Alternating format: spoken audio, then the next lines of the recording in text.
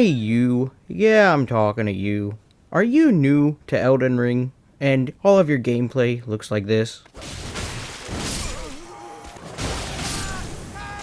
These foolish ambitions to rest. Ah yes, it looks exactly like my gameplay when I first started playing Elden Ring. Oh wait, yeah, okay, anyways. In this video, I'm going to be doing my best to explain to you how to improve and get better at Elden Ring. As I know this was my first Souls game, and it was a bit difficult for me at first, and hopefully some of the knowledge that I've learned over this last week can help some of the newer players improve. So that way, by your second playthrough, or your first playthrough, you can be doing stuff like this. By allowing you to get in a bunch of free damage. Okay, he's definitely a lot softer now. So timestamps are in the description if you want to jump to anything specific or you just want to come back to this video and reference something that I said. And lastly, of course, if this video helped you out or you found it helpful in any way, a like and subscribe would be very much appreciated, as it's nice to know that people enjoy the stuff in the videos that I make. So without further ado, let's get in the video. So straight out of the gate, I want to go ahead and talk about what I think is the most important aspect when it comes to, improving and getting better at Elden Ring, and that is the mentality / mindset that you need to have with this game. First off, you need to understand that in this game, you are most certainly going to die a lot, trying to figure things out and improve. And that's all a part of the process of this game, is dying, learning from your mistakes, and then correcting that the next time you face off against that boss. So what I'm saying is, don't be discouraged when you get killed over and over again by the same boss, because that's all part of the game. Otherwise, if you didn't die and you just had your power trip, first off, it wouldn't be as rewarding when you finally kill that boss. And second, that would completely strip the identity of what a Souls game is and how you're supposed to play it. And then at that point, it wouldn't have its identity and it'd just be another game. So understanding that death is a process of this game and surrendering and getting off of your high horse like that would definitely help you improve, and that's the first step I think most new players need to understand when they start trying to improve and get better at this game. The second thing I want to talk about regarding the mentality of this game is that you need to have patience and you need to understand pacing. And having that practice of pacing and patience will really help you improve with this game as well. Understanding when it's your turn to attack and understanding when you need to be playing defensive. From the game that I come from, The Elder Scrolls Online, that's a huge part of that game too. You have to sacrifice your defensive capabilities so that way you can get a kill. Same thing with this game. You have to know when you can go offensive and you have to know when you need to be playing defensive. I cannot tell you how many times I've lost a boss fight that I've been working on for quite a while because I got too greedy towards the end of the fight. The boss has like no health left and he just needs one more hit to die. And I've lost the fight because I wanted to get that last hit in so bad that I sacrificed myself for the killing blow, which I still didn't get because I wasn't being defensive when I should have been playing defensive.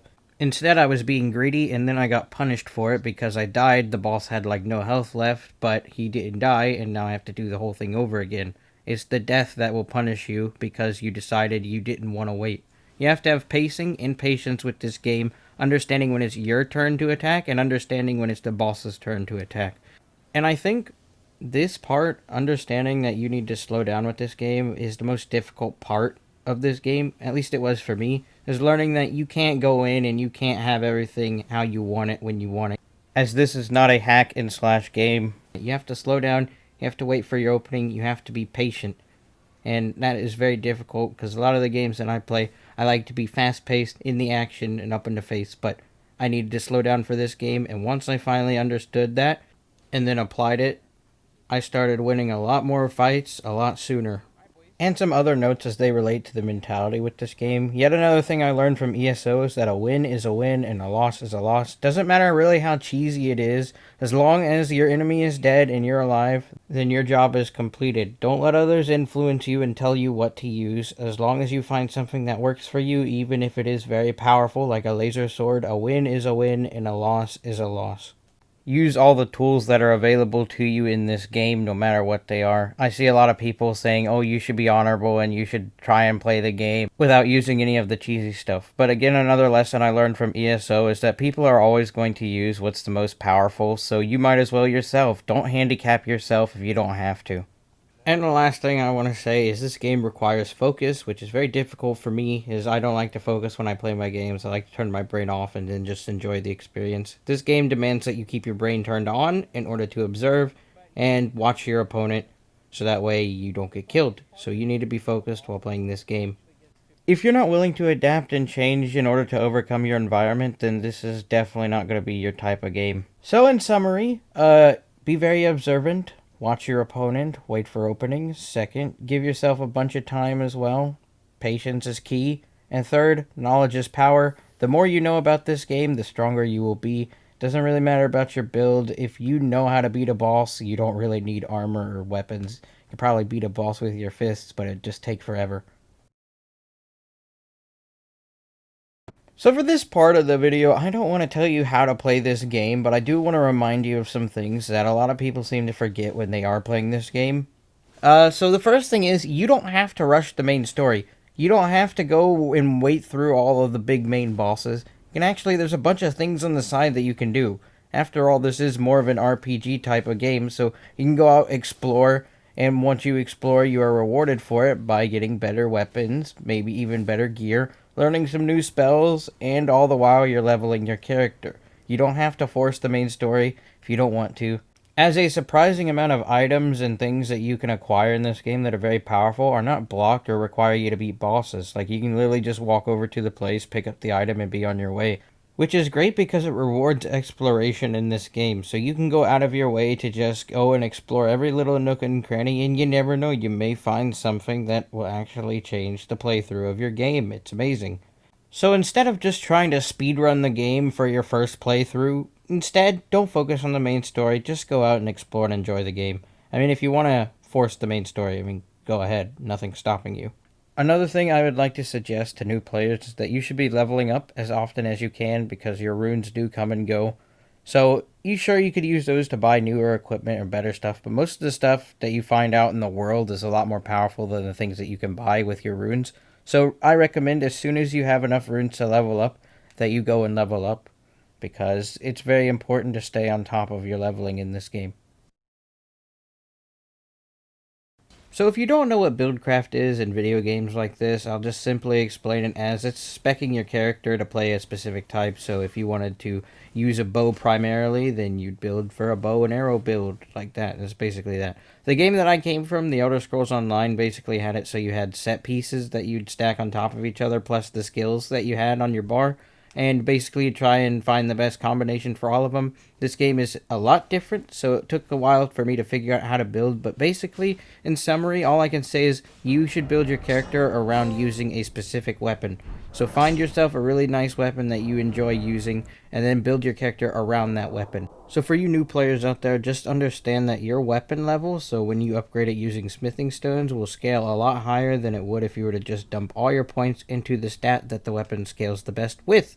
Basically, what I'm saying is that if you focus on leveling up your weapon, it'll scale a lot better than it would if you were to just go ahead and out of the gate start focusing leveling it by its most potent stat. So if a weapon required 16 dexterity, just make sure you meet the minimum requirement and then let the smithing stones do the rest. And then you'll be like, what do I do with the rest of my points then? We'll put some of those points into Vigor, which is your health, so that way you can take a lot more hits and the game can be more forgiving. And Endurance, which will be your stamina pool and also determine your equip load, so that way you can wear heavier armor and roll dodge a lot more.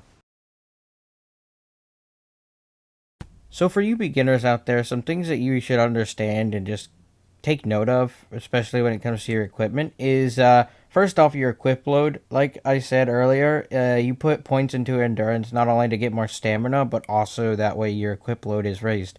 And your equip load is very important because it determines how quickly you can move around.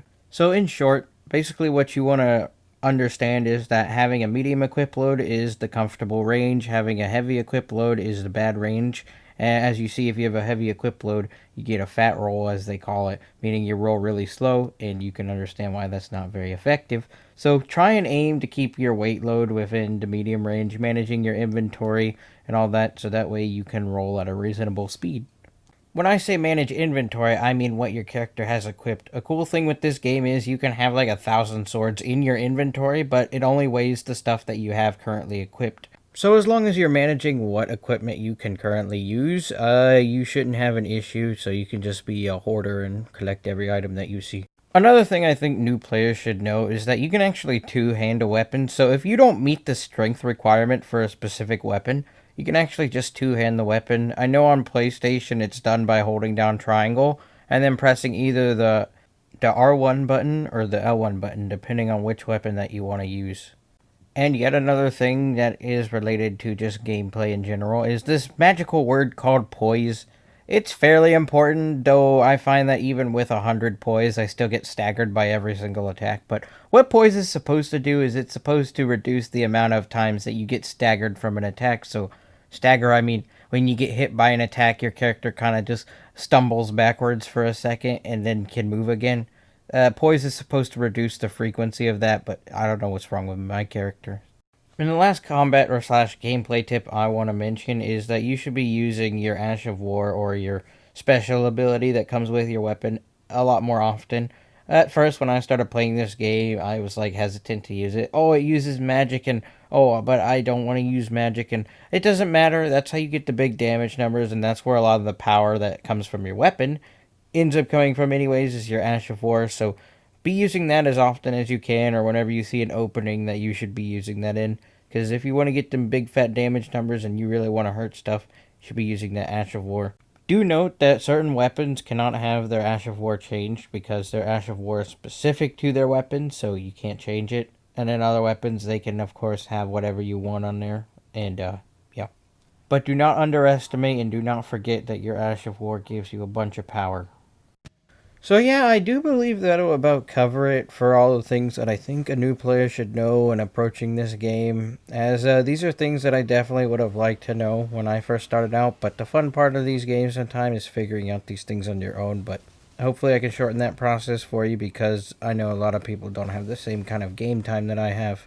And before I wrap things up completely, I want to go ahead and just talk about this game, as after playing and spending 1 week with it, I think I'm in a good enough position that I can comfortably make guides for this game now. I want to go ahead and give my opinion of this game, as a lot of people have been asking, what do you think of Elden Ring? Is it worth it? I think Elden Ring is 100% worth it. If you have access to the game and you can get this game, definitely get it. It is worth the buy 100%, and this is 1 week of my life that I will not forget for a while. And it is 1 week of my life I am glad I spent playing this game, as it was a lot of fun to figure these things out and go through all this and just experience it, as this game is amazing and I can easily see it becoming game of the year, and it's definitely a nice change of pace from ESO. So I know there's a million other guides out there on how to get better at the stuff in this game and how to improve and all that, all that stuff. But again, in the wise words of Phil Swift, but you've never seen anything like mine. and this man is an absolute legend, okay? But anyways, I'm going to wrap it up now. So I do hope you guys really enjoyed this video. If you found it informative, helpful, or just entertaining, please consider showing your support by leaving a like on this video and subscribing to the channel, as it's nice to know that people watch the stuff that I make. And having said all that, I hope you have a very good night.